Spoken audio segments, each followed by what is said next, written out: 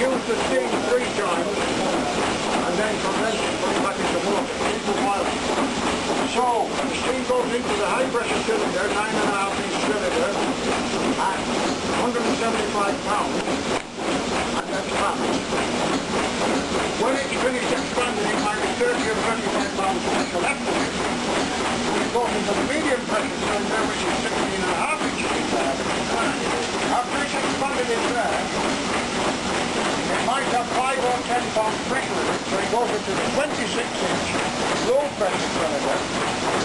When it's expanded in there, it should have 24 inches of vacuum on it, because it's being sucked out by a seawater cooler condenser, turn it back into water, throw it and put it back in the boiler. And something else to remember about this engine is we don't just push the pistons down, we push them back up again. Steam drives this engine. Anytime this piston is moving, steam is pushing.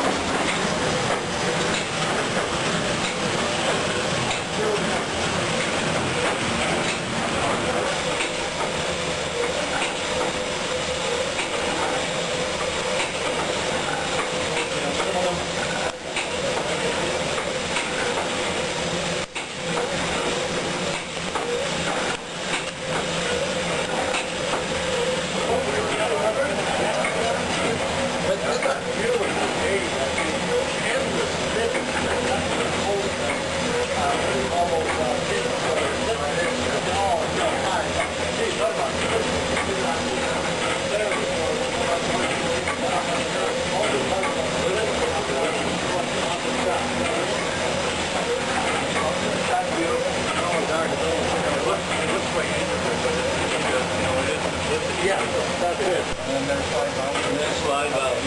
You know, with the high pressure steam, if you had an ordinary matchbox valve in there, the friction on it,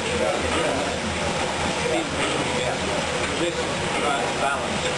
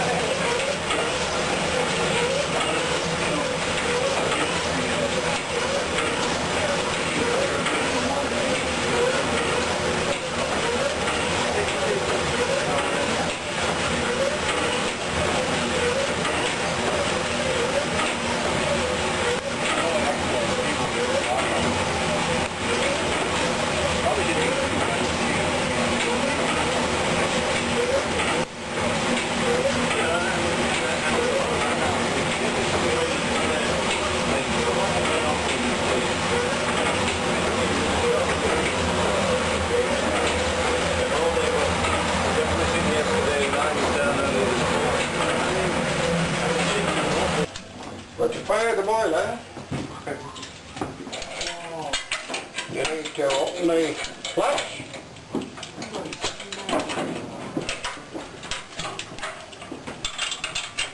Let the air in.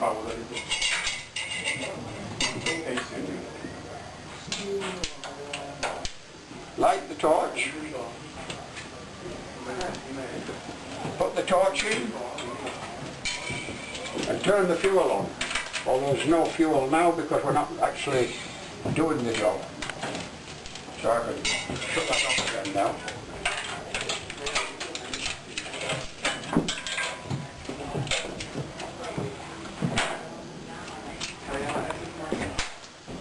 The main engine is the same as the O'Brien's, only a bit smaller. Same gear, more or less. We have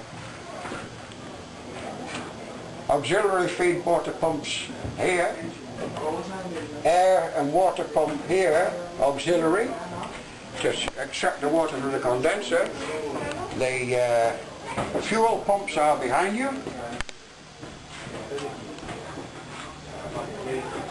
The generator is here. General Electric steam engine driving a generator. And over here we have the donkey pump, which pumps salt water through the cooler, the condenser, or is a fire pump, whichever. What else can I show you? This. Yes, round the back. Yeah, I should have shown you this before. The ship has, as well as a built-in condenser in the, built into the engine, it has a bilge water pump, a condenser cooling pump, an air and water extractor from the condenser to the hot well, and then the feed pump takes it from the hot well and puts it back into the boiler. Triple expansion steam engine, built by Beardmores in Scotland, Coatbridge in 1916, built to be one of a pair in a minesweeper, but the minesweeper was never built, so the engine came to Beach Avenue shipyard in Vancouver. This ship was built around this engine. You have triple expansion, which means that we use the steam 3 times, condense it back to water and put it back into the boiler. You have a high pressure valve, a high pressure cylinder here, a medium pressure cylinder here, and a low pressure cylinder down there, and Stevenson link reversing gear. Even though the high pressure valve, the high pressure piston is working at 175 pounds per square inch, the medium pressure is working at 30 or 35 pounds per square inch, the low pressure is no more than 10, possibly only 5 pounds per square inch. Each cylinder is designed to produce the same horsepower, as is evidenced by the running gear, which is identical for each one.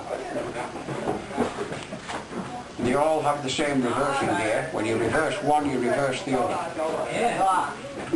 The generator I was telling you about made this boat quite modern when she was built in 1922, because most ships only had hurricane lamps. They had oil lamps on the ship. This came out with a General Electric steam-powered generator, 5 kilowatts of 110 DC. Made it a modern boat because it actually had lighting. The crankshaft, unlike some, is not forged from one block of metal. It's a built-up crankshaft. The journals, the shaft, the way, it's all independent. They're all keyed together. Of course, expense was no object when you were building it for the Navy.